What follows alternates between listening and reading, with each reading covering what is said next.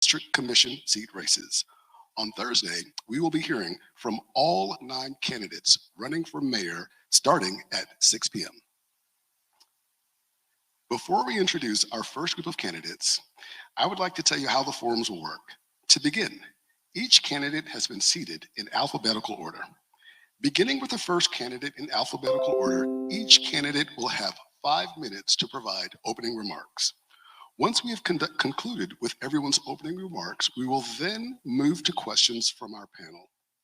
Serving on tonight's panel are Ms. Ronique West, President of the Greater Augusta Black Chamber of Commerce; Ms. Sue Parr, President of the Augusta Metro Chamber of Commerce. Both of these organizations have developed questions from issues of interest to their memberships. No questions have been shared with any of the candidates in advance of these forums. Candidates will have 3 minutes to answer questions from the panel. Questions from the panel will be directed to candidates in a rotating order. We have a timekeeper for our forums. The timekeeper will raise a yellow card when the candidate has 30 seconds left in their remarks, and a red card when the candidates must complete their remarks. For our audience in attendance tonight, we ask that you remain respectful of all candidates and not to interfere with their comments. So again, thank you to all of our candidates for being here tonight. Unless there are any questions, we will begin. Tonight's candidates for District Seat 6, seated in alphabetical order, are Mr. Jeremy Johnson, Mr. Tony Lewis, and Mr. Mario Taylor Sr. Mr. Johnson, please begin with your 5-minute opening remarks. Thank you, everyone, and thank you first and foremost to Ms. West and Ms. Parr for this collaborative effort in making this forum possible. My name is Jeremy Johnson, and I moved here to Augusta 25 years ago. My mom moved me here to get us out of Philadelphia because it was going through a rough crime era at that time. And so I have ties to Augusta, but I also have a responsibility to Augusta. Augusta has given me so much that it is my responsibility, and I would be remiss if I did not use my expertise in community development to move Augusta forward.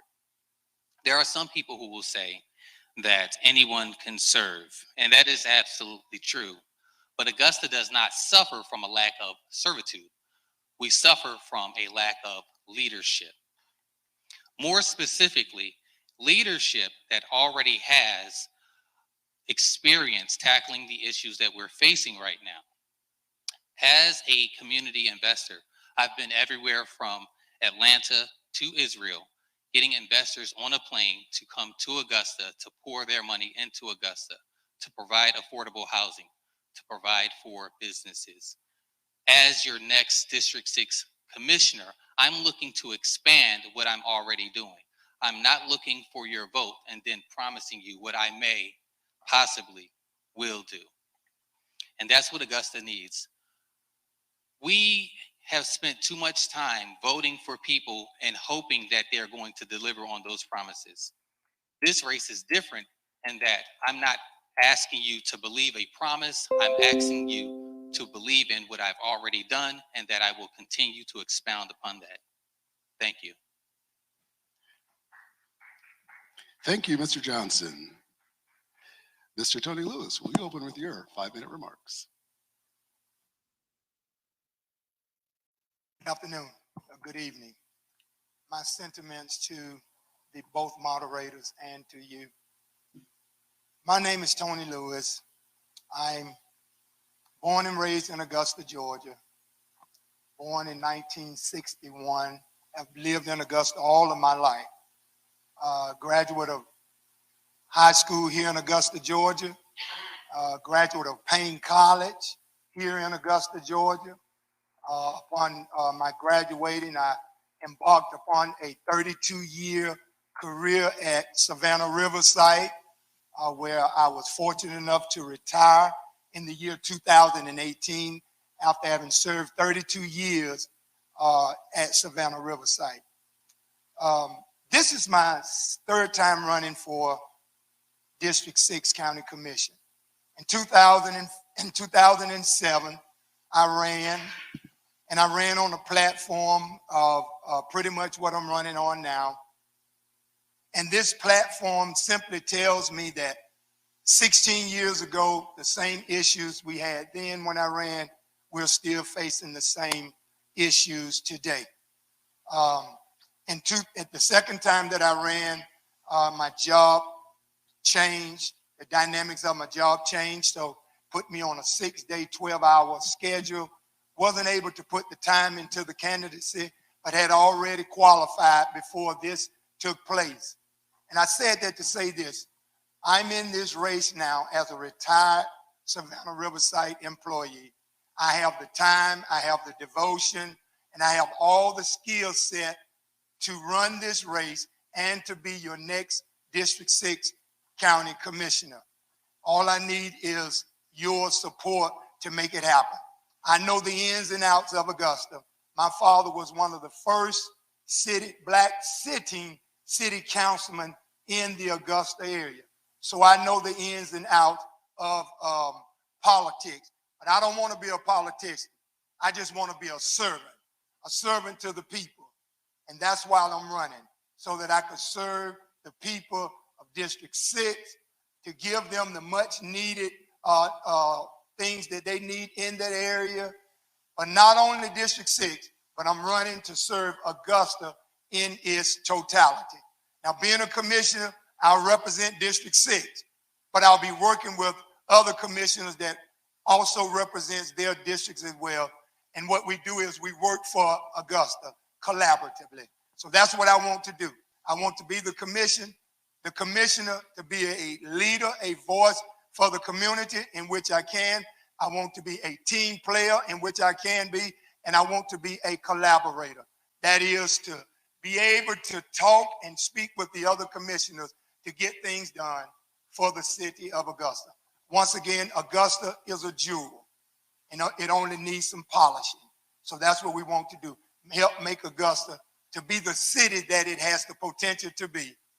It's the third largest now, but we can make it the second largest. So that's why I'm running to be your county commission, District 6. Thank you. Thank you, Mr. Lewis. And Mr. Mario Taylor, will you provide your opening remarks? Mr. Hall, thank y'all for having me. I'm very proud to be here. When I got into this race, I didn't get into this race for me. I got into this race because the people called for me to get into this race. I didn't sign up to be a politician based off of my skill set with being in government for over 20 years, being a business owner of Tailor Made Logistics of Augusta, Tailor Made Group of Augusta. Such as Mr. Lewis, I've been in Augusta all my life.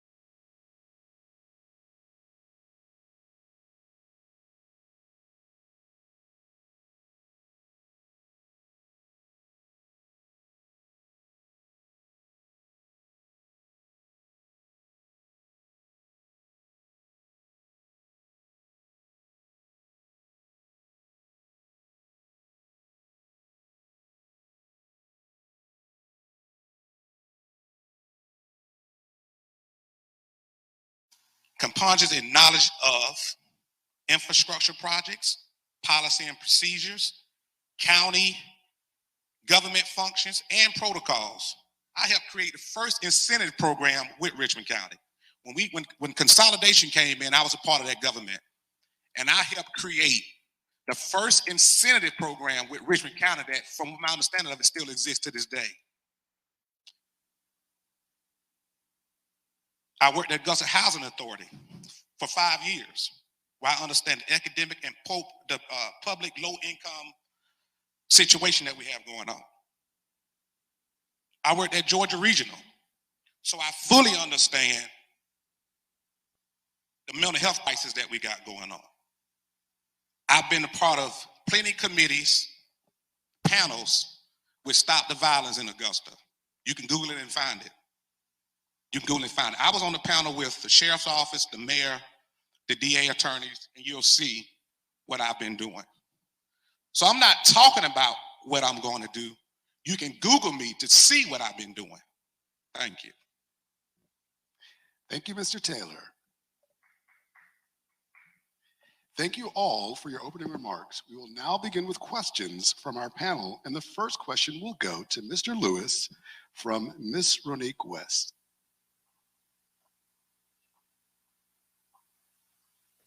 Good evening, Mr. Lewis. Good evening. Let's start off with, what do you believe are the current barriers and opportunities for business growth in your district? The barriers that I see right now is pretty much in my district the same I can see in other districts as well. An opportunity having better infrastructure to provide and for businesses to be able to come to my district. And I've oftentimes said that we don't wait until someone wants to come into the area to bring their business to get infrastructure in place. We need to have infrastructure already in place, and it would only attract businesses to come to District 6. Great, thank you. Can I get the same question answered from Mr. Johnson? Mr. Taylor, sorry. You're going to hear me talk a lot about anchor institutions. Anchor institutions. Anchor institute. I personally believe South Augusta is going to be the gateway to Augusta's growth. If you go and Google and look at what institutions are, those are the institutions that we should be capitalizing on in order to grow Augusta. Now, when you talk about infrastructure don't necessarily pay for itself. That's sort of on the taxpayers, I guess you would say. You got to attract the business to build around the business. Once you create a business there, then what happens is we have to create infrastructure around those businesses.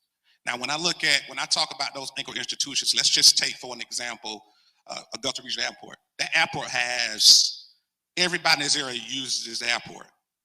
Why don't we have luxury hotels and motels near? You got to drive to Washington Road, West Augusta, or Broad Street to get a luxury hotel. When you build around your anchor institutions, you take Diamond Lake. Diamond Lake don't even have a paved track. We have ponds out there we don't even stock up. We don't even have an amphitheater. Amphitheater should be there.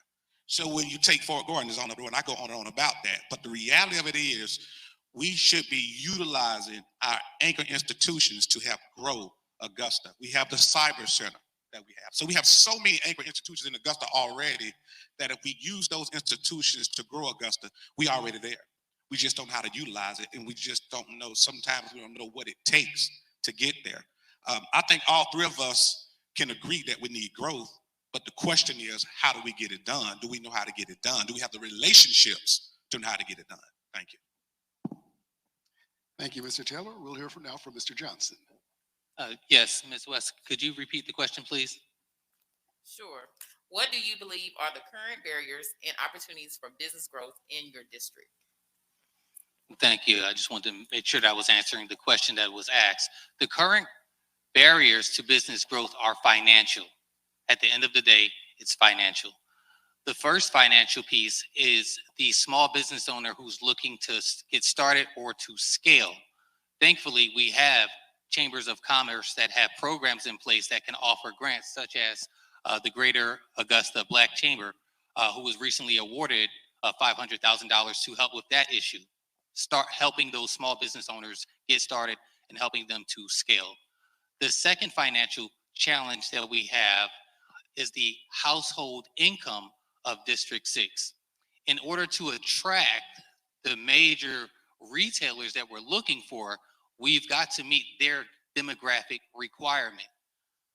So every business has a demographic requirement, even down to your franchises. Before they will allow a franchisee to set up shop in an area, they're going to do a demographic study to ensure that X amount of houses in a certain radius are making the income requirements in order to justify them being there. So we've got to attract higher income earners back to District 6 so that they don't feel like, they've got to move to Columbia County because that's better, or Aiken County. We've got to get them back in District 6.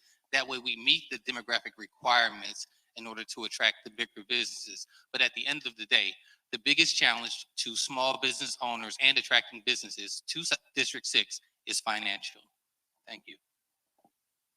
Thank you all for those responses. The next question will come from Ms. Parr and will be first directed to Mr. Taylor, followed by Mr. Johnson, and then Mr. Lewis. Good evening. Affordable housing is both a national issue and an issue present in Augusta.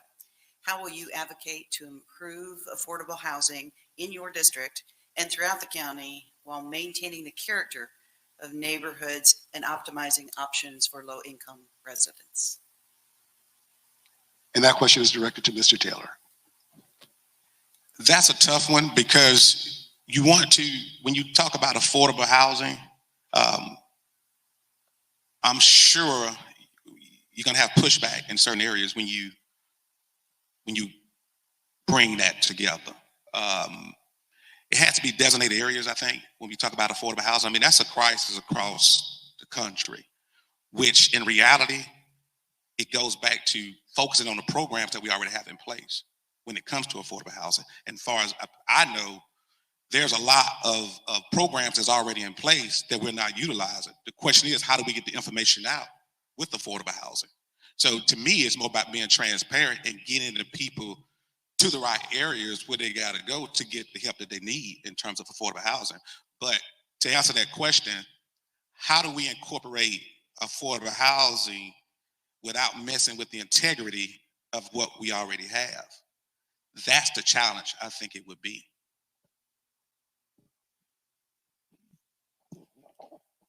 The issue of affordable housing is multifaceted, but to make it easy to understand, before investors go to an area to build houses, they want to know what they're going to be able to sell for, and that's again determined by the income of the surrounding area.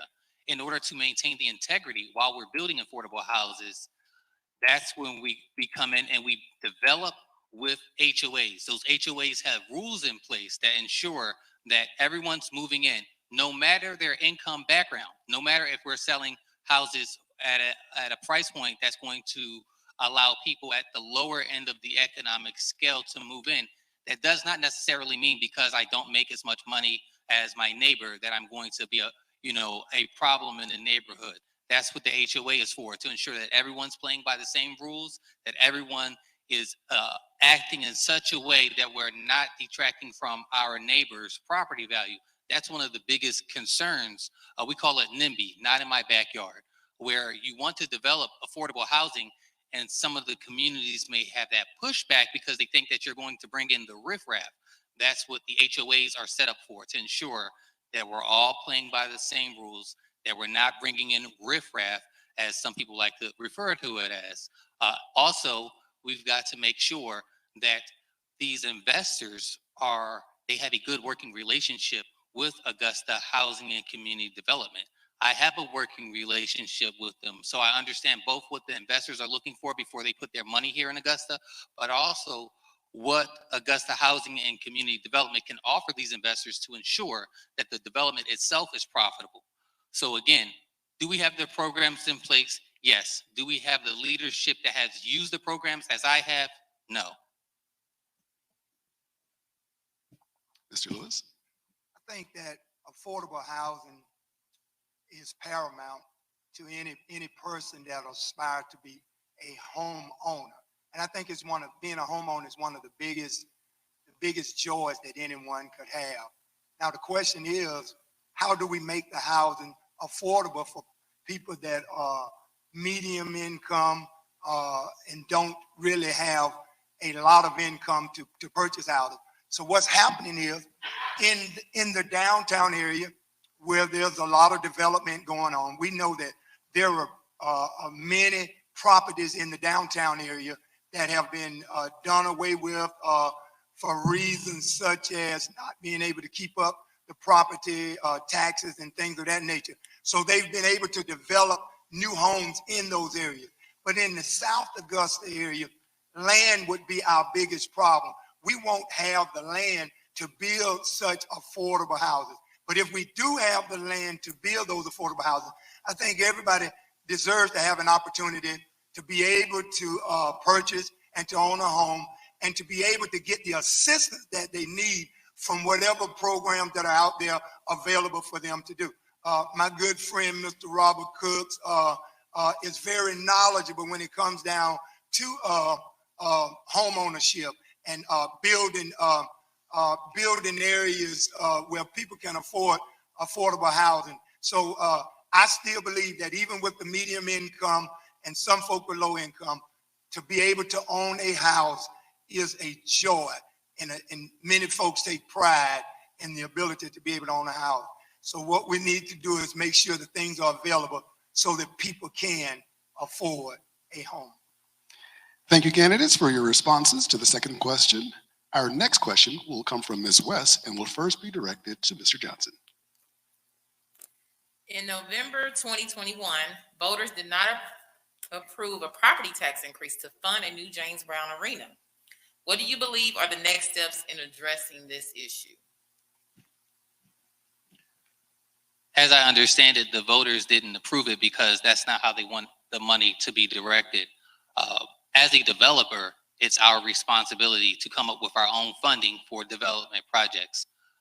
In order to get that project approved, the developers have got to go back to the table to find different means to finance that development so that it's not coming out of the taxpayers' coffers.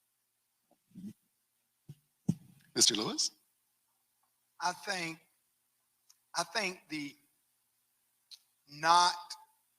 voters not approving in 2021 finances for the James Brown Arena, I think it really centers around more than just building the arena, but I think it was the location to where the arena was going to be built.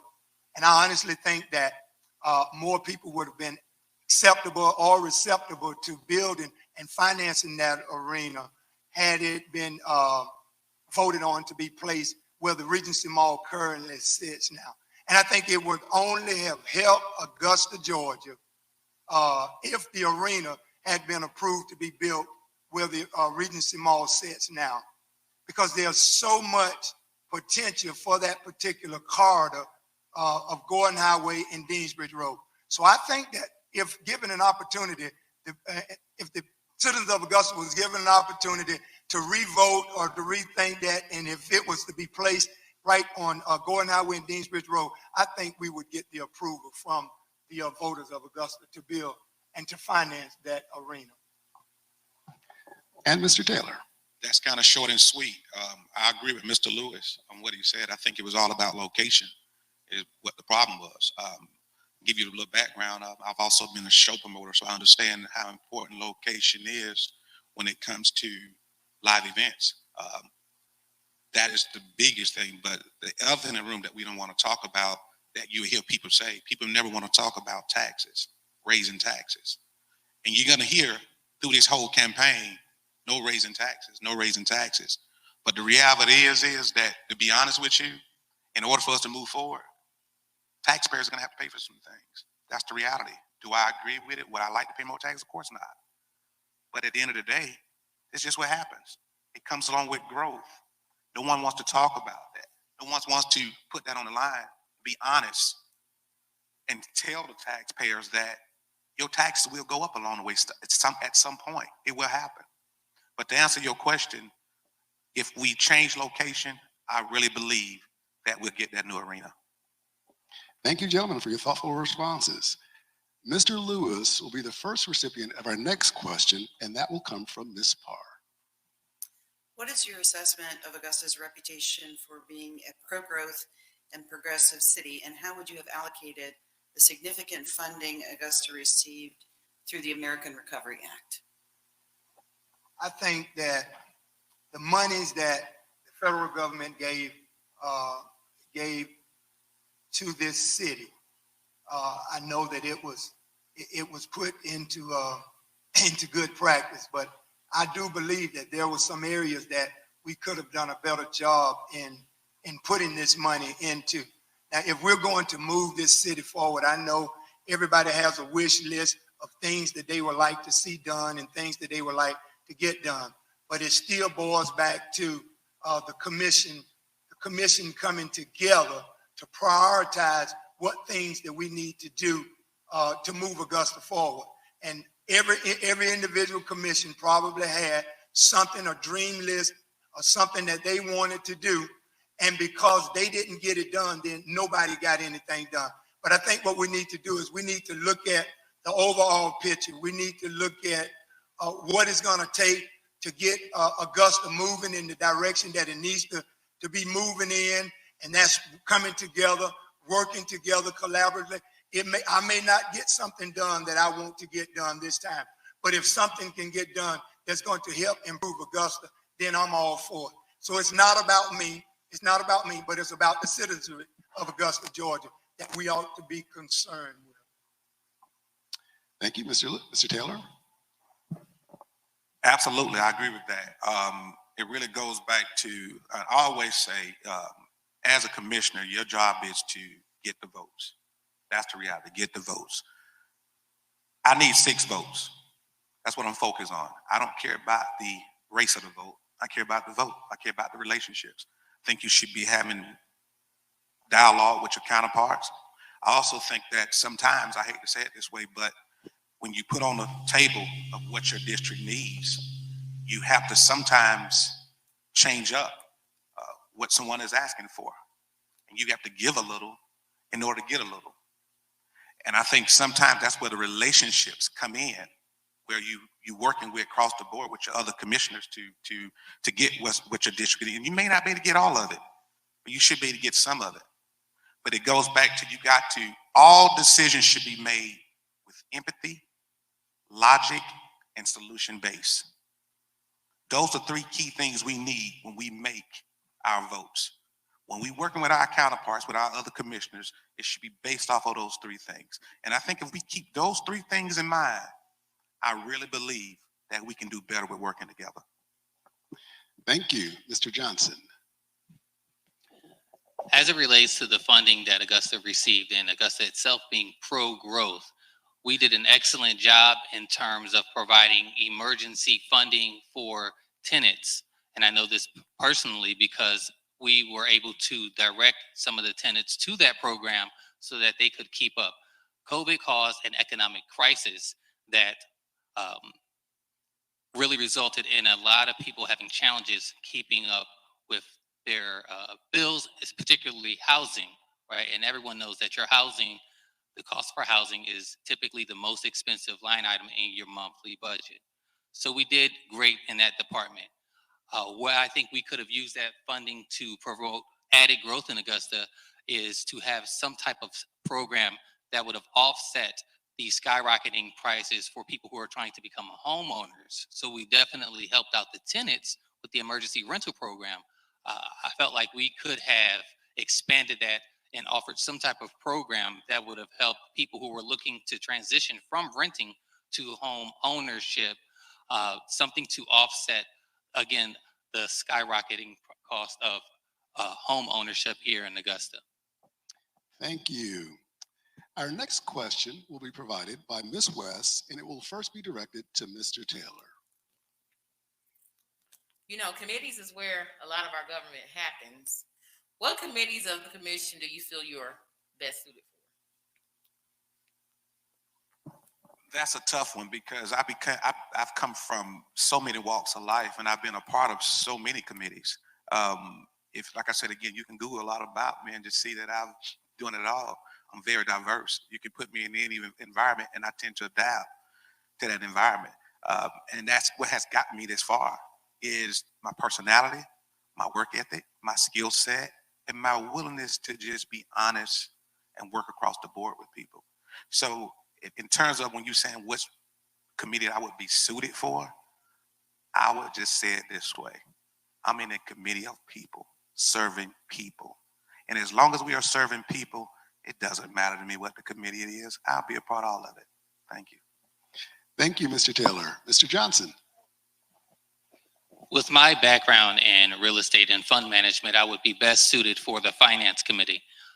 As Mr. Taylor said, taxes do go up incrementally, but the other part of that conversation is by making money available and putting programs and incentives in place for outside investment and private businesses to come to Augusta, we're able to keep the taxes down. The reality is no city in America collects enough money off of its tax base alone to keep the city running and promote growth. That's why we have economic development committees to attract outside investment to add money to the tax base, so that taxpayers aren't stretched thin trying to pay bills that are just outside of what the city has allocated in its budget. So I would be best suited for the finance committee. Thank you, Mr. Johnson. Mr. Lewis. I too, like Mr. Taylor, I think that I could fit and would be able to work on any committee. But I have a degree, BS in business, and I own a business and I have business. So like Mr. Johnson here, I think finance would be my best suit, but I think I would be able to work on any committee. Thank you, Mr. Lewis. Our next question will come from Ms. Parr and it will be directed to Mr. Johnson first. This question is about government transparency. Do you believe Augusta Richmond County government can be more transparent and accountable to the public? And if so, how would you improve that? I feel every agency could be more transparent. The way that I would address that is by having better relationships with our print and news media, giving them the inside scoop, so to speak, to a point where the Augusta citizens know what's happening before it actually is decided on.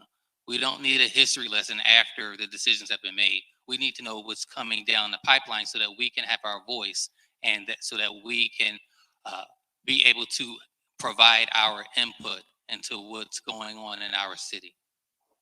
Thank you, sir. Mr. Lewis. I think transparency is one of my platform issues. My platform is that I promise to be transparent in everything that I do as a sitting commissioner. And when it comes down to the government within itself, Mr. Johnson just made mention about the things that sometimes gets done and then it's found out after. But there are a lot of occasions that things will have to get done before anyone. You can't bring everything and expect folks to, you put out an agenda for what it is that you want to do and you vote on something and you want to wait on the public's approval. It doesn't work like that in county government. Sometimes there comes occasion that you have to vote on things and they have to be done immediately. And if there be some repercussions based upon what it is that you voted on, but you voted based on the fact that you knew it was something that needed to be done then. So it's not that it won't be transparent. Yes, the vote is already taken care of, has been done, but then now it's time to put out what it is that you voted upon. So there will be some occasions like that. So I personally think that things are being done pretty good right now in our government right now.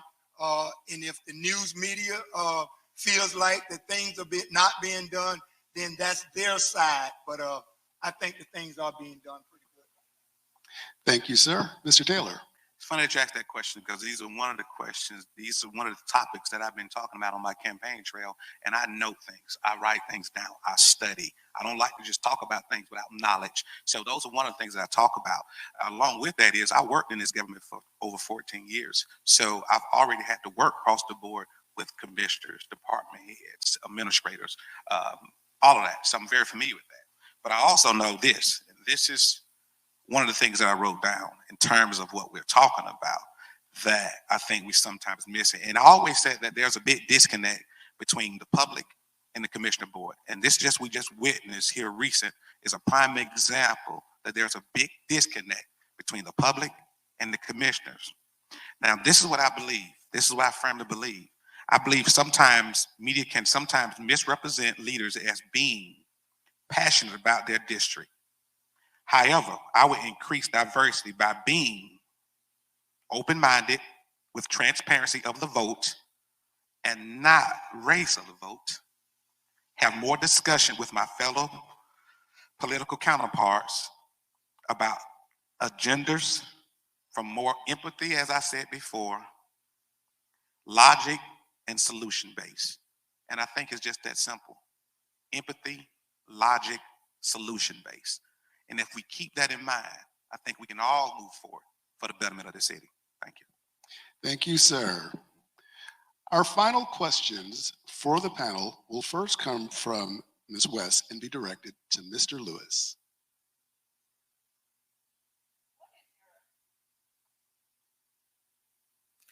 What is your view on collaborations and partnerships between municipality government, the business community, and non-government organizations to serve and improve our community? And please share some examples or ideas. When it comes down to our government and other entities, I think that we have to work together. I think we have to work together if we're going to get anything done. I myself have been big on tutorial programs. There, about 20 years ago, we started a tutorial program, and it was a nonprofit tutorial program, and we had to seek funding from the state and from the city, in which we were able to obtain these fundings. And there are other entities that sometimes require and need help from the city and from the state. And I think it behooves the city leaders to make sure that they look into these entities that are coming to them and seeking finances from them in order to help with programs that they have and that they have going on in Augusta, Georgia. Now, I know that it's impossible to just give money to every program that comes asking you for money. But I think what we can do is we can do a better job of vetting certain programs and see how important that program is. What is that program targeting? If it's something that's dealing with our youth, if it's something that's dealing with job training, better skill training for our youth, then I think it's something that we should look into. But there again, not everything that will come before the city to be a collaborative effort will be bought off. But there are things that need to be looked at and vetted that I think that can help our city and improve our city. And when it comes down to a better life for our citizens here in Augusta, Georgia, that's all we want to do. Be able to provide a better life for our citizens. Not everybody has been afforded the opportunity to go to college. Not everybody's been afforded the opportunity to have a rich uncle and things of that nature. But if we give them an opportunity and we give them the skill set that they need, then they can make a better life for themselves. Thank you, Mr. Lewis. Mr. Taylor. This is an interesting one for me because I'm an entrepreneur. And I became an entrepreneur way before social media, before there was even on social media. And I say that to say, when I became an entrepreneur, it wasn't as popular to do that. I was working in county government, and I was told, you stay at your county job and you get these benefits, and, why you want to take that risk? So it wasn't as popular then. But I'm saying that into the 21st century now. If you look at the last 2 years since this pandemic, we have seen more tax ID numbers and LLCs pop up than we've ever seen before. But what's not being told is 90% of small businesses go under in the first 3 to 5 years. I became a successful entrepreneur not because I did all the right things. It's because I did a lot of the wrong things. And it was trial and error for me. So personally for me, I think the city or the county should be working more with some of the small business owners to help them. A lot of times businesses going for lack of resources, lack of understanding in terms of management. The list goes on, understanding how to finance and you name it. We should have more programs in place to help with small businesses, to help use these small businesses to attract some of the bigger businesses. We keep talking about attracting the bigger businesses out, but why aren't we working with some of these local small businesses that we have in place already? And one of those narratives that I always use when I talk about that is, once again, I research and I write things down because you want to be informed. You want to just put things out. You want to know what you're talking about while you're talking. But one of the things I always said that just imagine if Albany, Georgia told Paula Dean, your business is too small to be here. Imagine if John Shatter in Jefferson, Indiana, if they would have told him your pizza shop is too small to be here, which is Papa John's now. And it goes even farther. Mike Zuckerberg, we talking about social media. Just imagine if someone said this dorm room is too small to start Facebook. So I hope that we all get the picture on what I'm saying. Every business starts out as a small business. And I think if we work with our small businesses more, then I think all of us win to attract some of the bigger businesses. Thank you. Thank you, Mr. Taylor. Mr. Johnson. As it relates to the question that was asked about the partnership and collaborative efforts between the government, businesses, and non-government agencies, we have an example of that here recently in Augusta. Earlier this week, there was a study released about the disparity between the contracts that are being given out by the city. And so you have a government that has a procurement office, and then we have a Greater Black Augusta Chamber of Commerce that has a mentorship program that helps small business owners to have all of the criteria, the necessary prerequisites in place so that they can in turn qualify for those city and government contracts. And that's an example of how government, non-government agencies, and small business can work together to solve problems. Thank you. Thank you, Mr. Johnson, and thank you to all of our candidates. That will conclude our forum for District 6. We would like to again thank all of the candidates for District 6 for joining us this evening and thank our panel for their questions. The video recording of this forum will be available for viewing at WJBF.com on the Facebook pages of both Augusta Metro and Greater Augusta Black Chambers of Commerce. This week marks the beginning of early voting, and we encourage all registered voters in Augusta, Richmond County to vote either in advance or on May 24th. Let's conclude the evening with a round of applause for all of our candidates, as well as our partner organizations, including the Salvation Army Kroc Center and WJBF News Channel 6.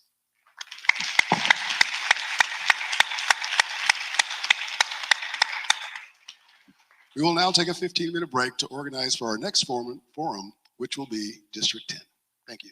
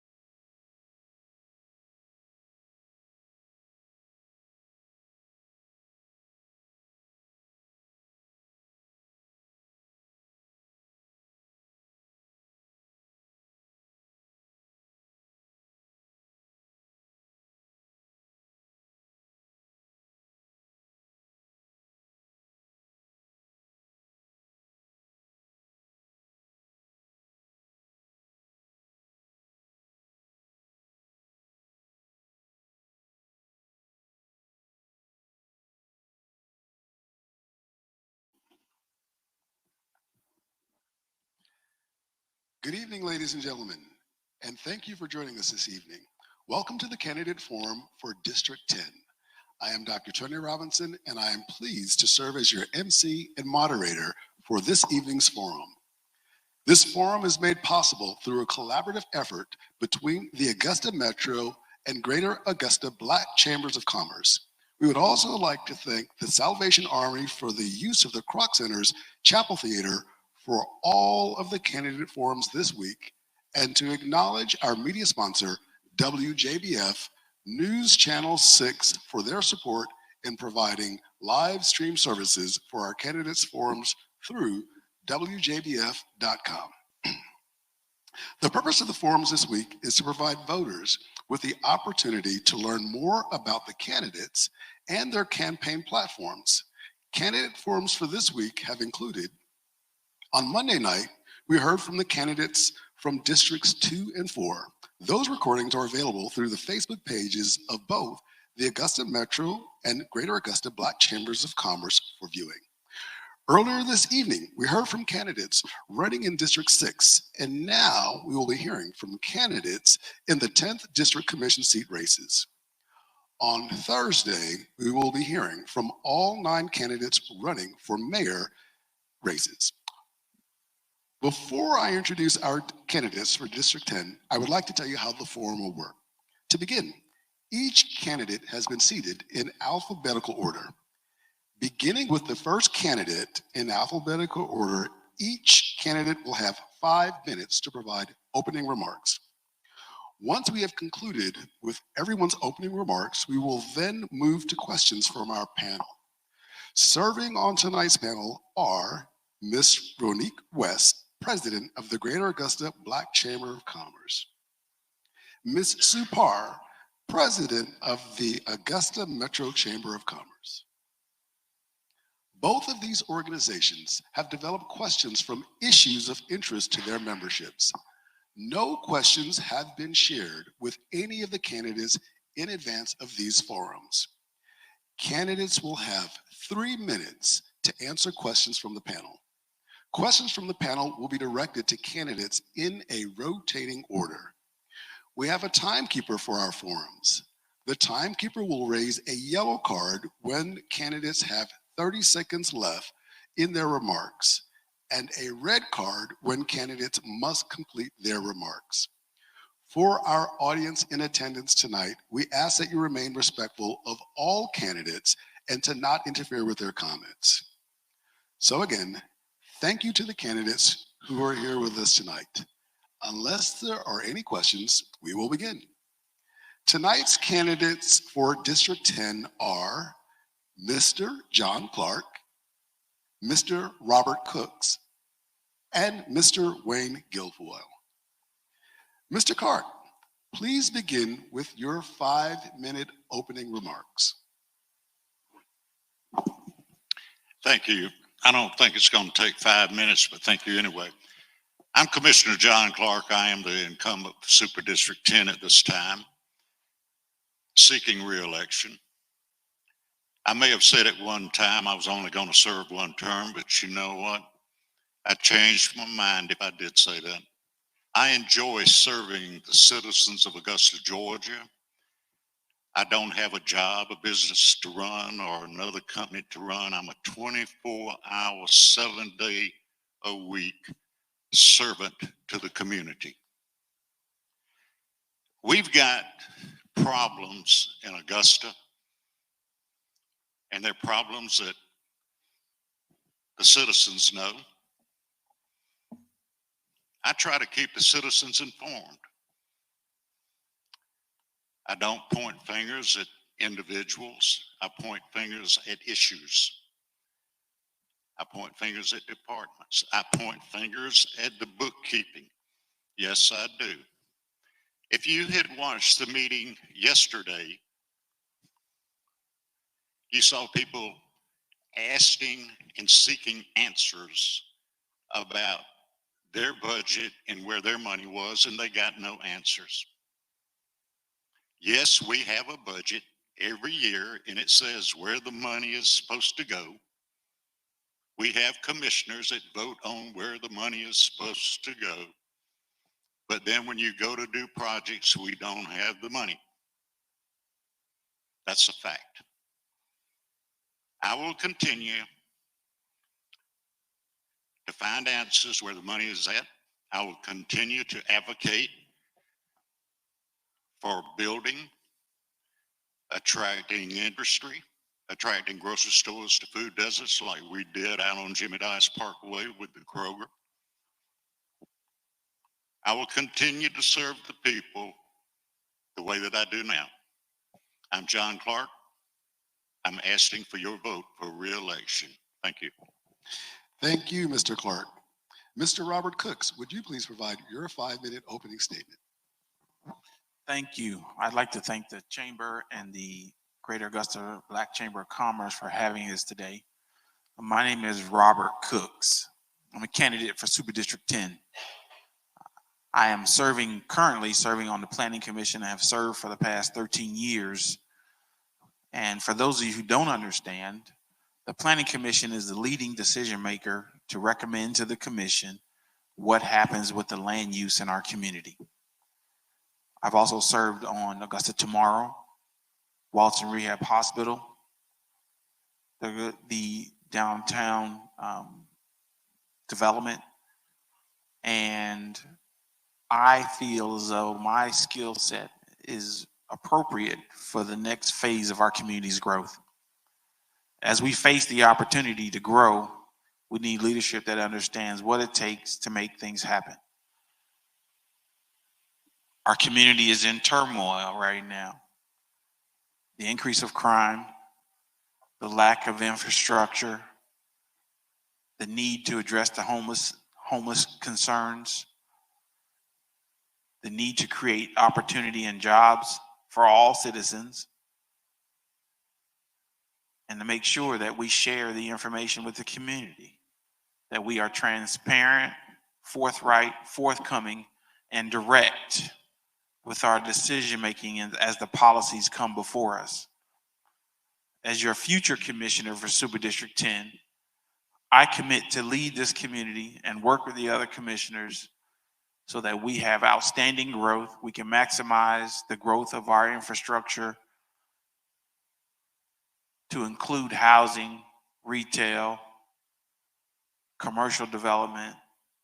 All those things are necessary for our growth. Partnering with our institutions throughout our community, the airport, Augusta University, our hospitals, all those systems are critical for our community's growth. We need to create opportunity for our community to grow indigenously. My name is Robert Cooks, your candidate for Super District 10. Vote Robert Cooks today and on May 24th. Thank you. Thank you, Mr. Cooks. Mr. Wayne Guilfoyle, will you provide your opening remarks? Thank you, sir. And I'd like to thank both chambers for having this forum to keep the people informed. Little history about me. I'm actually an Army brat. Came to Augusta back in 1965, left in 69, Central America, Panama, came back in 73. I'm what you call a product of Augusta Richmond County Schools from A. Dorothy Hines Siegel, graduated in Butler in 1981. You know, I've raised my family here, been married for over 35 years, twins. Now we empty nesters, but got a lot of dogs, which is good. I invest in this community. That's the reason, one of the reasons why I'm here. I'm a small business owner, been in business for over 33, 34 years. But I've also have something to bring to the table. I'm a previous commissioner for 8 years. If I walk in, I don't have to be trained. I know the ins and outs of this government. I know what the protocols is. I know Robert Rules of Order. I know how to get along with my commissioners. There's no doubt about that. But the whole thing about getting along with your commissioners is communicating. There's no harm in communicating for you to get the outcome. If you got to change your agenda item, change your agenda item so it's not an embarrassment for this community. What's been going on in Augusta has not been healthy. It's not been healthy for the image whatsoever. And what happened yesterday? It's definitely not good. I was getting phone calls last night. What you gonna do? Don't have a clue. Hopefully that it'll get resolved. Hope people learn from their lessons from it. But Augusta has a lot to give, like to change the image of it, like to actually find ways, because what's coming down the pipe for Augusta Richmond County is something that bothers me. And that's one reason I'm sitting right here behind this table, spilling my guts to you, is we're going to have some hardship facing us. This administrator that just left gave away one-time federal relief money in use of raises, which is perpetual, satisfied the street light, which is perpetual, and it's actually money set aside for 2 years. And so in 2 years, we're going to be facing a $10 million deficit. Nobody's talking about that. The other side of the coin, the thing about 8 years of experience, is I was on the pension committee. I've served on the finance chair. The pension is very important because you have to make sure that every employee that retires gets a check as long as they live. The pension rides parallel with the stock market. Stock market's down. Where's the money going to come from? It's going to come from the taxpayers. We only got $5.5 million if we raise the millage to the max. After that, it's got to go on a statewide referendum. That's scary times. The other issue that's going to come up during this budget season, it happened to us in 2008, was the budget of fuel, where everybody knows that over these past year and a half, fuel has doubled. That's going to be a hard hit. We got 22 plus vehicles that's steadily driven every day. Come August, September, budget time, people need to start acting now. Some of the ways to offset the deficit come here in the next few years. Number one, you got to support your local businesses. I've always been there. If you look at my Facebook, you go back 5-7 years, it's all about supporting us local people, local business. That's what it's about. It stays in our community. It rolls around here in this community 7 times. But we also got to support our developers, our home builders. You know, everybody's moving in Columbia County. But if you look at what happened while we was on the commission, a lot of things got done. A lot of things got built. Got Starbucks. We got a lot of job creations. I can't read that, young lady. Don't have my glasses. Anyway, the Cyber Command has created so many jobs, there's not enough houses. That's the reason why we need to support our developers. Commercial will follow, and we need to make sure that our industry is promoted. Thank you for your time. My name is Wayne Guilfoyle, running for the Superintendent Commissioner. Vote me back in. Thank you. Thank you, Mr. Guilfoyle. As a reminder to all of our candidates, the timekeeper located below will raise a yellow card when the candidates have 30 seconds left for their remarks, and a red card when the candidates must complete their remarks. Thank you all for your opening remarks. We will now begin with questions from our panel, beginning with the question directed to Mr. Cooks from Ms. West. Thank you, Mr. Cooks. This is a 2-part question. What are your views on how to best develop a budget that is aligned with the priorities of its constituents? And do you agree with the spending priorities that have been allocated through the significant funding Augusta received through the American Recovery Act?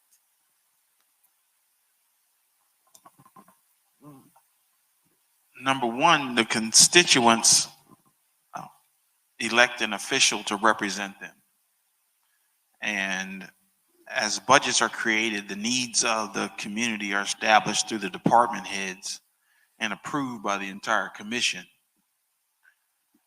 It's critical that the budgets are balanced, number one, but number two, as we're looking at the benefit of the ARP money that came in recently, it is critical that we understand a couple of things. The first $10 million was not required to have an allocation. The balance of the funds is required to be allocated based on the program design that was issued by the Treasury. So we can't just allocate the resources to any and everything unless it's defined in the contract signed by the city. As we approach the next 24 months, it is critical that the budget reflect the opportunity to balance the budget. Meaning, we've got to tighten our belts right now. As the resources get spent over the next 24 months, the commitments for raises will impact the budget. As Mr. Guilfoyle stated, the gas impact, tax revenue impact is all going to face this community in a hard way. We've got to tighten our belts, plan for the future, and make sure we balance the budget so that we can grow efficiently. To benefit that, we've got to recruit. In order to recruit for our community, we need to understand where our community stands. I have not heard one time in the 22 years I've lived in this community, somebody doing a Claritas analysis of our community, looking at what is our housing market's complete growth. What is the opportunity in our housing market? What is the opportunity in our retail market? What is the opportunity in our commercial market? Yes, we have commercial and residential realtors who do that business, but the city needs to know its own demographics, needs to know its own plan so that we can market it nationwide. The opportunity for us to be considered a growth community hinges on knowing that information so that we can make educated decisions on how to support our community and our budget. My name is Robert Cooks, your next Super District Commissioner. Vote Robert Cooks on May 24th. Thank you. Thank you, Mr. Cooks. Mr. Guilfoyle. Ms. West, can you repeat that question, please? Sure. This is a two-part question. What are your views on how to best develop a budget that is aligned with the priorities of the constituents? And do you agree with the spending priorities that have been allocated through the significant funding Augusta received through the American Recovery Act? All right, first question. I think as far as a government, it needs to get back to the basics, what a government's supposed to do. Provide services, put into infrastructure, fix the drainage issues, pave roads, fix potholes. That's what we're supposed to do. That's some of the challenges that we face because apparently there's not money there. But if you actually, every $20 million worth of development, that's $1 million worth of tax that goes into the city coffers. I think we just need to get back to the basics. We got to look at the failed programs. We got a stormwater that's actually generating $14 million. I think the engineering department's getting $3 to $4 million. Got to find out, all right, this is not what this program was originally set up to be. We got to look at our trash, our landfill. Our landfill used to be productive, making money. Now it's actually costing the city considerable amount of money just to keep it maintained, number one, to keep the EPA off of us, number two. We got to look and evaluate our programs that we do have in place, and let's correct them. On the second part of your question was the federal relief money, I'm assuming. Yes. What I would do with the money, if you want to stimulate the economy here, you want to actually get the attention of every taxpayer. Set some of that money aside, reduce the people's property taxes. It's the same thing as putting money in the bank for future use, because right now there's only $500,000 left till you max out the millage rate. It's very concerning there. The rest of the money, I would never give each commissioner $1 million. That's foolishness, because you can't do anything with $1 million. You can't even pave one whole street. So I think that money needs to either go back to the taxpayer or put into the engineering department so they could satisfy the need. You look at the first responders, they need, as well as our fire department, they need help. So if we look at where the money is going to go, let's put it where it's useful, where the citizens can actually see results. And I thank you for the questions, Ms. West. Thank you, Mr. Guilfoyle. Mr. Clark. Thank you. Number one, when it comes to the city budget, we got to quit looking at pipe dreams, wishes, and hopes. We got to take some things out of the budget. We got to think real about the budget. Talking about the fuel costs that it takes to operate the vehicles in Augusta. You can go down to the municipal building any weekend and count from 27 to 30, 32 vehicles parked around the parking lot. We have a city landfill that produces gas that the garbage trucks that pick up your garbage uses. Some of the vehicles that Augusta's got has the capabilities to switch over to use that same gasoline or gas that the landfill produces, but for some reason they haven't moved in that direction. So there's a lot of things that we can do to cut out of the budget and put real things in that's going to help people. Now, when it comes to the Rescue Act money, Lord, you talking about squandering money? We allowed an administrator, and this is not hate language, this is a fact.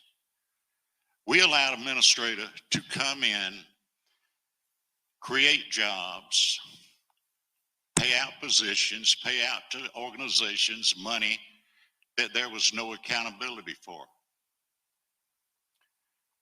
It is true, in 3 years, we're going to be in a world of hurt if we don't start cutting out some of the things that was put into this budget. We have, I think, $11 million that they're talking about giving to $1 million each commissioner. Well, they make 11-foot poles for people like me that would not touch that with a 10-foot pole. I want no part of it. That money belongs to the citizens of Augusta, and I think collaboratively it should be used for the betterment for the citizens of Augusta. Thank you. Thank you, Mr. Clark. Mr. Guilfoyle will be the recipient of our next question, and it will come from Ms. Parr.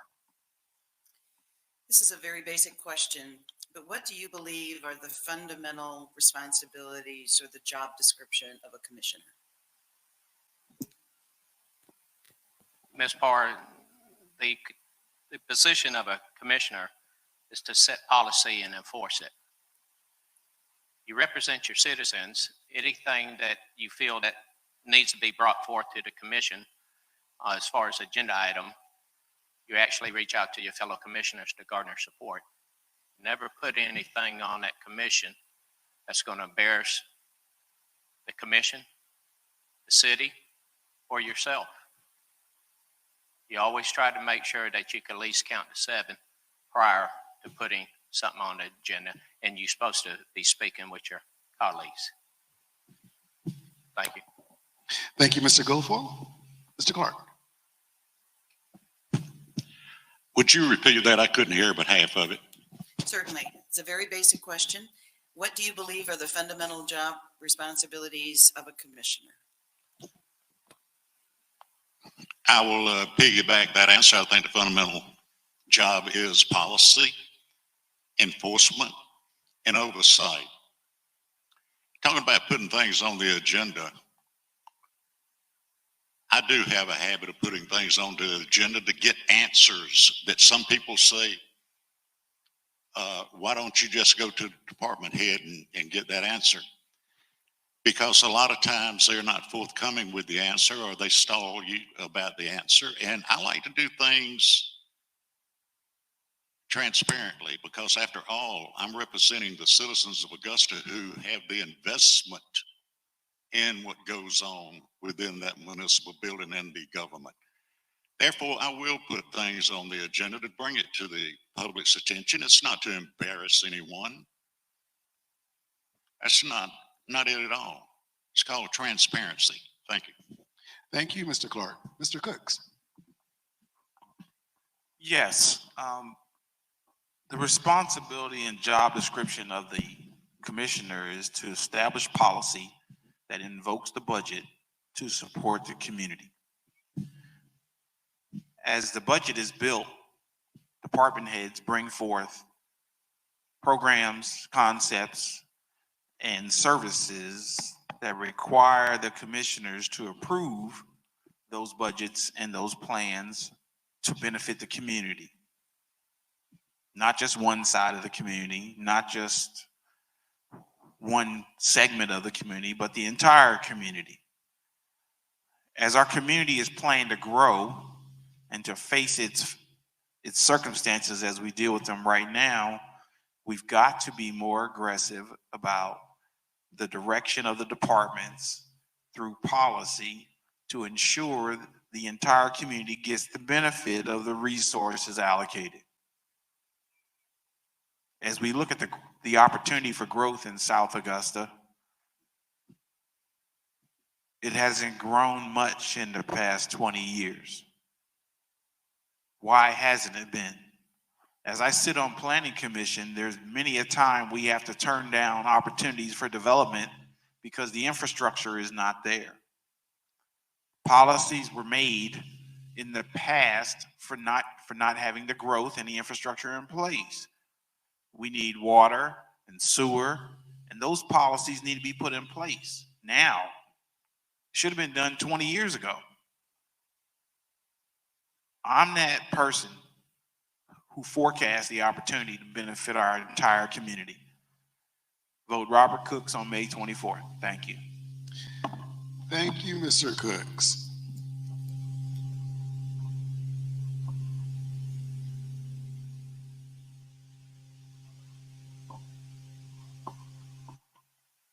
Our next question will be provided by Ms. West, and it will first be directed to Mr. Clark.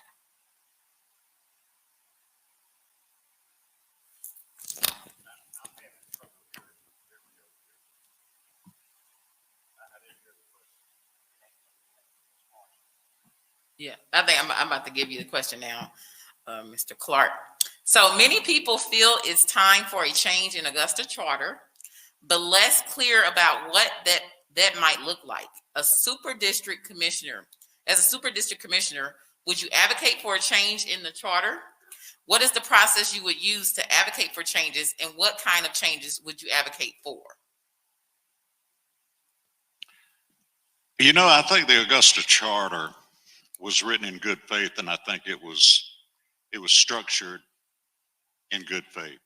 I think the only thing that people are talking about changing the charter now is giving the mayor more power. I'm not really for that. I think complete power does corrupt. I think that when you have the single ability to call all the shots within your government, I've said this before, you go back to the cities in the United States, whether they're Democrat, Republican, Independent, or whatever, when you look at the cities that their mayor has complete control and complete power, they're in total chaos. So I wouldn't advocate to change to give the mayor complete power. I would maybe give the mayor, whoever he or she may be, some additional power, but not complete power. I think that when the commissioners work together as a coalition, and we do, because if you look at our track record, we vote together as a single unit 75 to 80% of the time. So there's not as much turmoil going on that commission as some people would like to believe. So unless you've got a real hard line and definitive answer and reasons why you should change the city charter, I think at this point in time, it's best to leave it the way it is. Thank you. Thank you, sir. Mr. Cooks. Repeat the question, please. Sure. Many people feel it's time for a change in Augusta charter, but less clear about what that might look like. As a super district commissioner, would you advocate for a change in the charter? And what is the process you would use to advocate for changes? And what kinds of changes would you advocate for? Okay, thank you. That's a great question. As our community faces the opportunities for growth, this question has been milling around the community for quite some time. as we look at the opportunity to modify the charter, I would not support it at this time, simply because there needs to be an evaluation of the current charter as it relates to policy decisions and moving the community forward. In order to support a change in the charter, I would build a coalition of 12 from each district, 3, 6, 7, and 8, and have a working committee to help me evaluate the charter so that I'm making a recommendation to the entire commission with the support from constituents from the entire district, so that the people in our community understand how it needs to change, what for it needs to change, the way it needs to change, so that we can be involved in establishing the future of this community. The charter is almost our operating plan for decisions. And in order to make that comprehensive, working with the community to get them involved with stakeholders so everyone understands that the super district is half of the city. And with this coalition of 12, it would be a recommendation from my office once I'm elected to participate in this process to make a recommendation to my colleagues on the commission. Vote Robert Cooks on May 24th, 22. Thank you. Thank you, sir. Mr. Guilfoyle. You know, the charter, 1996, was actually came up to save the city of Augusta from going bankrupt. It took, I actually talked to Senator Charles Walker,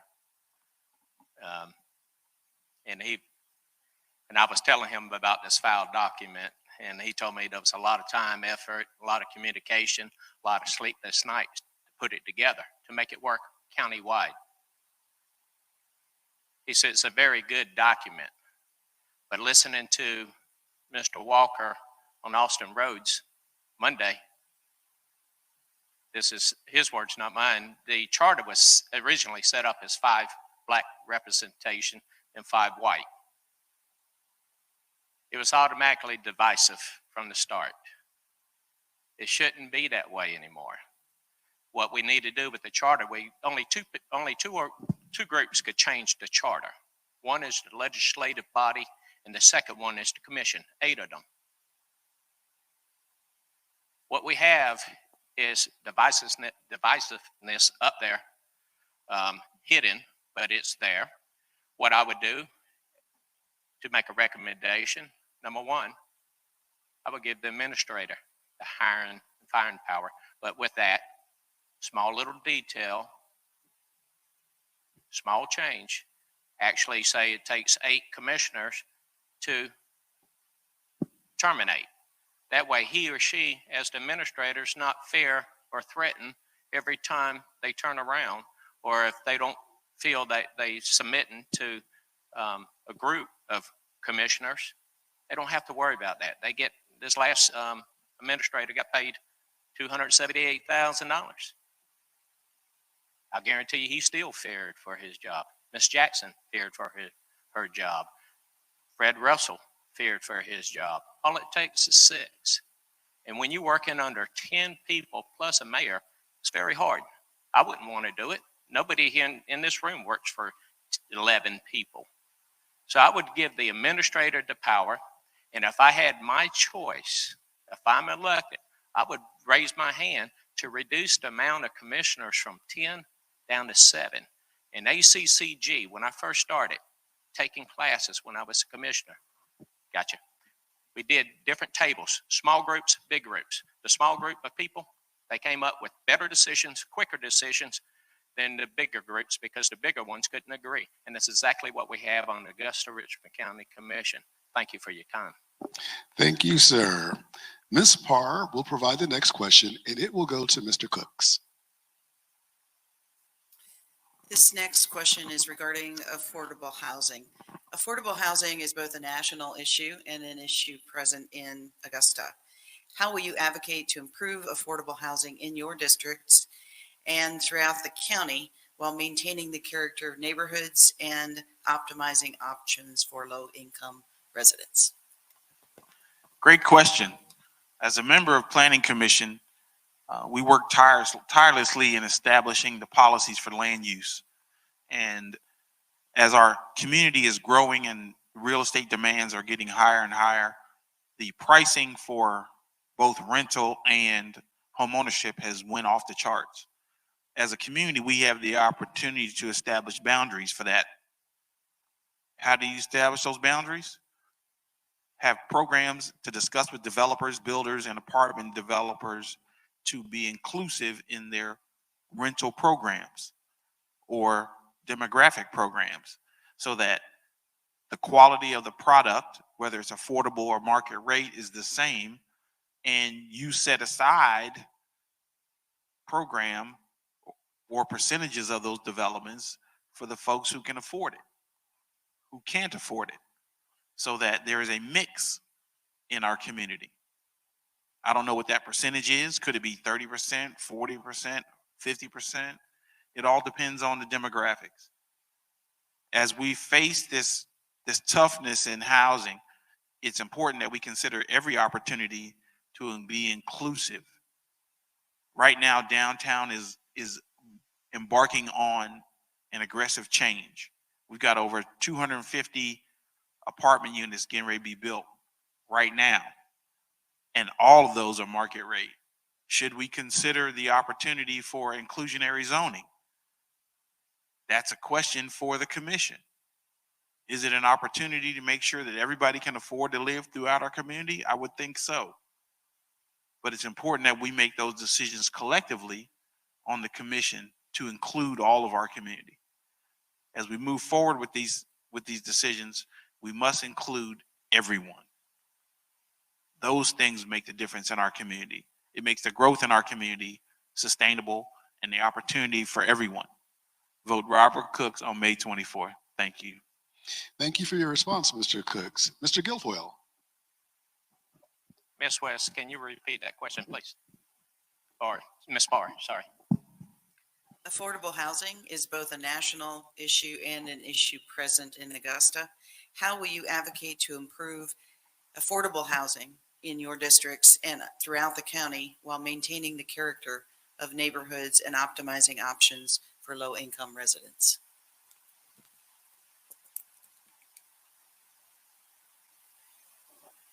We have a governmental agency that actually builds affordable housing, the Housing Authority, which is not under the jurisdiction of Augusta, Richmond County. Perfect example of what's been going on at some of these facilities of theirs. They're saying that Augusta, Richmond County has per se no control. They don't fall underneath the guidelines of what we expect, what we demand, etc.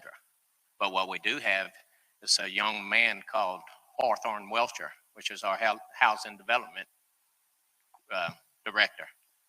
He revitalized Laney Walker and the Beacon Station Apartments right down Wrightsboro Road. He's done an awesome job, and that's who in-house that I would have to lean on, because he's the expert in that field. I'm sorry, I'm not.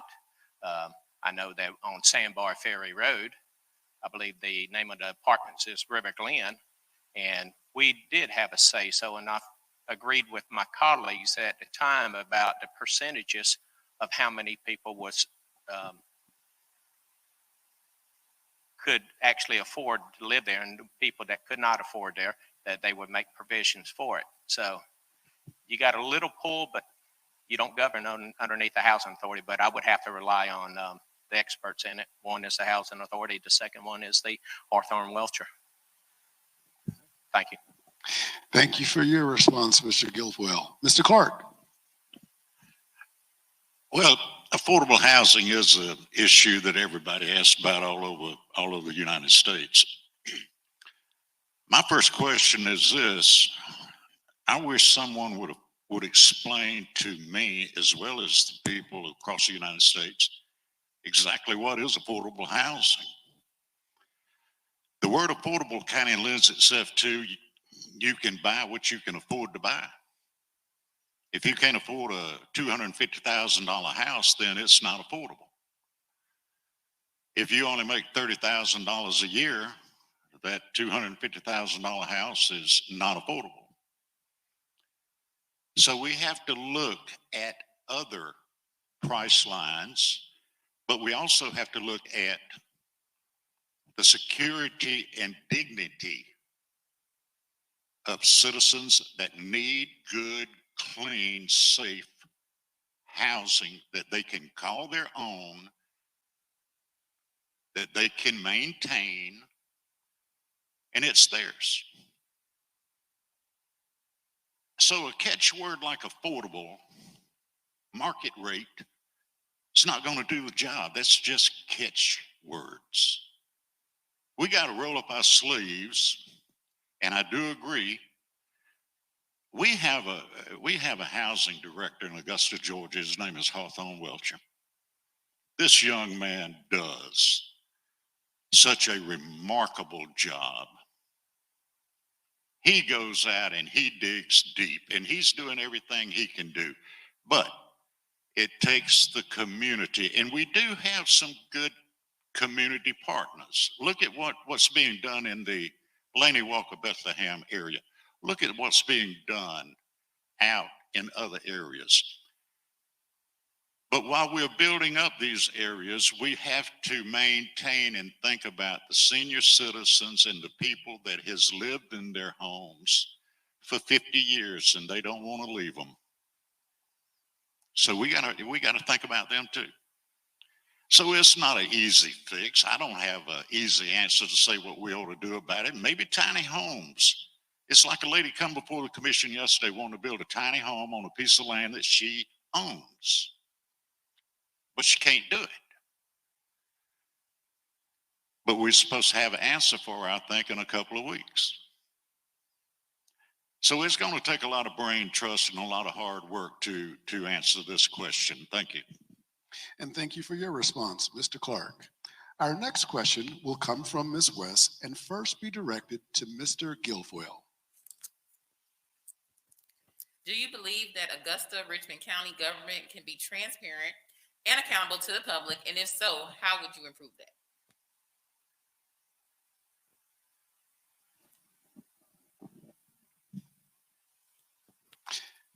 Ms. West, that's kind of a trick question because as far as transparent for Augusta, Richmond County, the commission, the only time that you would question is if it was something going legal. The only thing that could go in legal is land acquisition, employees, or lawsuit. There has been times before where somebody was trying to bring something up in legal and the majority of us would not have it. You also got your sunshine laws where actually there was a mayor that wanted to go out of town to have a discussion where I refused to do. Transparency is a funny word because I believe I know where this point's going. When somebody requests, as far as the media, requests information and they don't get no response, there should be discipline done on that. There should be something to where the next time freedom of information is requested, there won't be any hesitation. We shouldn't put people with the red tape to keep them from getting the information. They asking it for a reason, especially as of late, the Augusta press has been they're a big advocate on finding out wrongdoings in Augusta, Richmond County, which is good. But it'd be nice if they had all the information so they can make a correct story. So as far as transparency, as far as the Augusta, Richmond County, I really wouldn't know how to make it any better than what it is except for the freedom of information. If somebody asks for information, you're required by law to give it in a timely manner. Thank you, Ms. West. Thank you, sir. Mr. Clark. How do we make Augusta, Richmond County more transparent? By being open, inform the citizens, tell the citizens the truth about what's going on. The Freedom of Information Act is a good tool, but at the same time, They were claiming that we were receiving so many requests for freedom of information that they actually had to hire an additional person to sift through it. So that's just one more person that's on the payroll, and the freedom of information that's being requested is still being quagmired. So I think the transparency begins with the mayor, with the commissioners, by keeping the public informed. And when a citizen asks a question, don't say, I don't know. Don't say that's not my department. So if you don't know, say, I don't have that information, but I'll find the answer for you and I'll get back with you, and follow up. Give that citizen the respect. Thank you. Thank you, sir. Mr. Cooks. Repeat the question, please.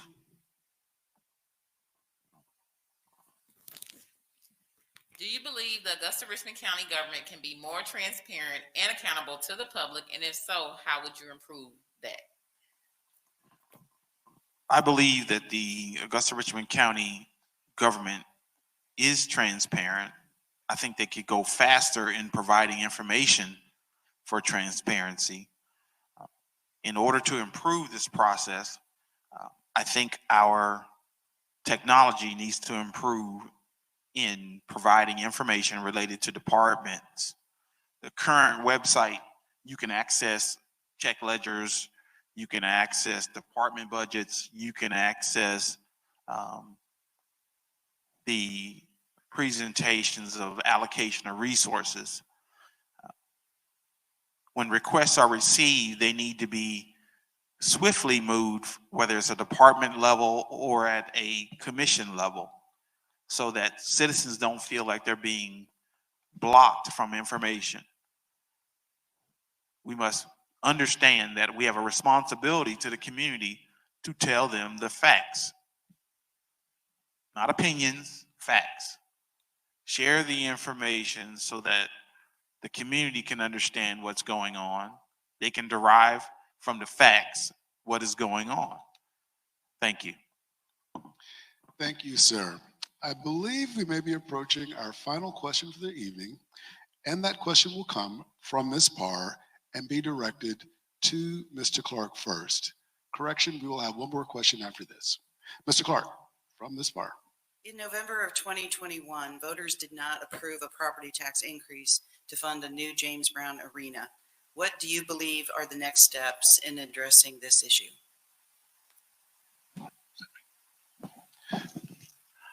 Well, I think the citizens of Augusta looked at a $240 million, what they considered albatross, and they didn't go for it. Do I think we need a new arena? I think we need a new facility. I don't necessarily think it needs to be that big, but we definitely need a new facility. I also have been talking to some members of the Coliseum Authority.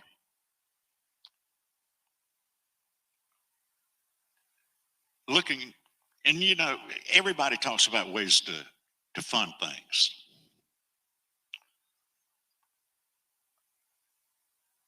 The hotel motel tax here in Augusta is, I think, evenly divided between the Coliseum Authority and the Convention and Visitors Bureau. Maybe we need to find a way to up the money from the hotel motel tax and dedicate that directly to the Coliseum Authority to fund the bonds, to build a new facility, to upgrade the Bell Auditorium, and have a modern James Brown Entertainment Complex. So there's things in working about that. We just got to find a way to fund it. Thank you, Mr. Clark. Mr. Cooks. Can I ask you to repeat the question again, please? In November 2021, voters did not approve a property tax increase to fund a new James Brown Arena. What do you believe are the next steps in addressing this issue? Yes, I think the next steps for the James Brown Arena is to have an all-out full court press on educating the community on what it takes to build a James Brown Arena. That includes the market issues, the financing necessary, the capital requirements, and the location selection process. We've got to do a better job of including the community and give them the understanding of what it takes to move these types of projects forward, whether it's bonds, corporate equity, corporate sponsorships.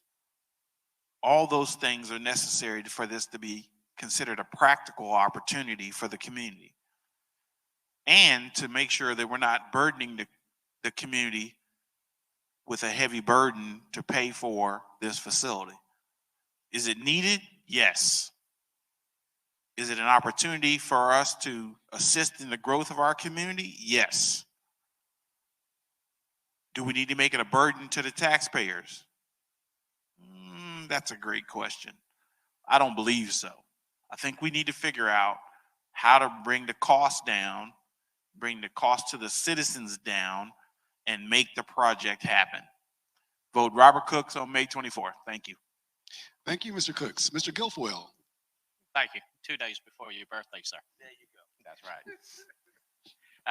As far as the James Brown Arena, I think it was actually kind of rushed to get into citizens' hands. It needs to be marketed. I like what Mr. Clark said about the bed tax, because right now it's split between the CVB, Convention and Visitors Bureau, as well as the Coliseum. Money's generated, as well as the liquor tax, I believe it is. I think the CVB gets the majority of that, if I'm correct. I might be wrong on that one. So anyway, but as far as what Mr. Cook said, as far as, figuring out how to do bonds, look at structures on how we could finance it. One avenue that we could do is, I believe that Cedric Johnson, the chairman over the Coliseum Board, has done a wonderful job. He's been patient over these years. Him and Brad Ushery, they had been leading the show on this, and hopefully that their marketing team will actually reach out to the citizens, 200,000+, and show them the benefit of it as far as quality of life. It would be nice, because when I go to other venues in Atlanta, you see James Taylor, etc., some nice venues, and I don't mind paying the extra price. And but as far as the the Coliseum Board, hopefully they'll bring it back. Hopefully they'll do the homework to find out ways. One other way is coming out with a additional 1 cent splost, but it only lasts for 4 years. That way it's not on the burden of the taxpayers, no different than our splosh package or e-splosh package that helps the Board of Education. They're going to have to look at the marketing team and figure out what's the best avenue to go. But I really do think that we could use a good Coliseum that would attract people from surrounding areas, and that'd be proud to say it's our own. Thank you. Thank you, Mr. Guilfoyle. This will be the final question for the evening for these candidates. It will first be directed to Mr. Cooks, and the question will come from Ms. West. Augusta Richmond County has many authorities and boards. Do you believe these authorities and boards should have term limits? In most cases, all of the authorities and boards have term limits established already. What typically happens is the sitting board members are recommended for renewing their position, and there's no opposition to those individuals, and they're considered by the commission and approved. So the term limits actually exist. For example, I sit on the planning commission. Every 2 years, I have to be reconsidered. And if my performance is acceptable, then I am considered to be renewing my term. So those term limits already exist, and we have a lot of folks that don't understand that. So I bring clarity to that issue, and I think it's critical, and particularly because a lot of times on these authorities and boards, you're not going to get a comprehensive understanding of of the organization that you're and the policies of those organizations in a 2-year term or a 4-year term. You've got to be educated on the job. You go to training, and in four years, you can typically gain a full understanding of what's happening in that organization. Thank you. Thank you, sir. Mr. Guilfoyle. To be truthful, Mr. Cook is correct. Every board has a term limit on it, no different than Augusta Richmond County Commission. But the hardest challenge that you have when you're elected is to find somebody to serve in them seats. Finding somebody to serve on the Port Authority, the airport. You try to put people in what they do in their field, their career, etc., or have experience in it. When I first came on as District 8 Commissioner, reached out to all the boards to find out the appointment that Mr. Smith had in place. Are they doing a good job? Are they showing up? If they're not showing up, it's an empty seat and we need somebody in there. So I would try to find somebody, but the most difficult thing is finding somebody to serve on these boards for 4 years, 8 years, no matter how long you're a commissioner. But you do, the people that are on the board, we do appreciate them. They are our lifeline when we're not there to be at the meetings, and hopefully they make the same judgments as the commissioner that they represent. Thank you. Thank you, sir. Mr. Clark. The original question, should they have term limits? Absolutely. But what happens is that when a commissioner terms out, the person stays on the board of the authority, and a commissioner coming in just sometimes takes their time, doesn't reappoint, doesn't do anything with it, and this person stays on the board until they're removed. So I think, you need to take a look at that. But at the same time, when you're looking for someone to place on a board or an authority, don't look for somebody, what I put as a resume member, that it looks good on their resume to be a member of a board or an authority. Pick someone that has some experience or has something that they've got to give to that board or authority. Boards and authorities are very important. Planning and zoning is probably one of the most important. I think when people stay in a position so long, they become complacent. They kind of show up, go through the motions, and then go on about their day.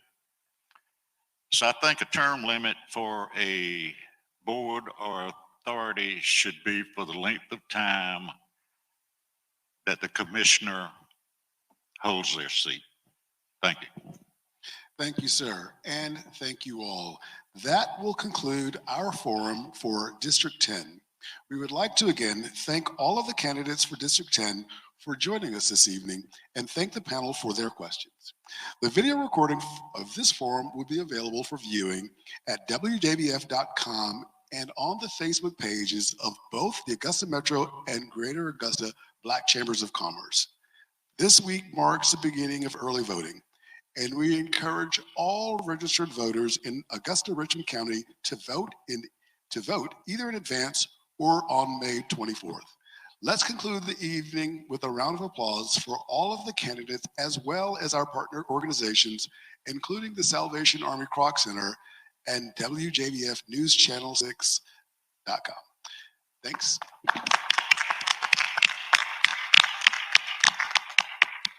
Thanks and good night.